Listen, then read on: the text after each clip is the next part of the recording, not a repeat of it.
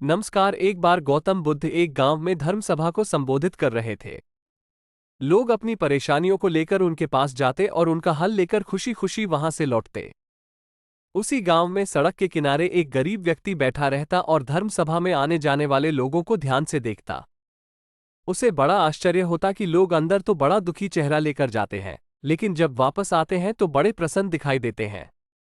उस गरीब को लगा कि क्यों न वो भी अपनी समस्या को बुद्ध के सामने रखे। मन में यह विचार लिए वो भी महात्मा बुद्ध के पास पहुंचा।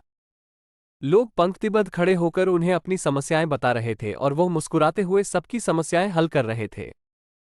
जब उसकी बारी आई तो उसने सबसे पहले महात्मा को प्रणाम किया और कहा, भगवान, इस गांव में लगभग सभी लोग खुश और समृद्ध हैं, फिर मैं ही क्यों गरीब हूं।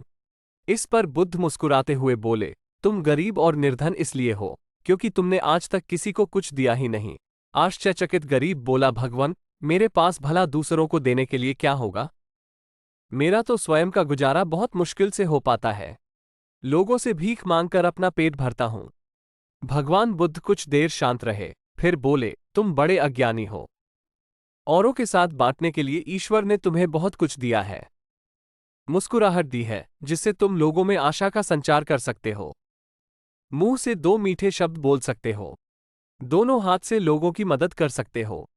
ईश्वर ने जिसको ये तीन चीजें दी हैं वो कभी गरीब और निर्धन हो ही नहीं सकता।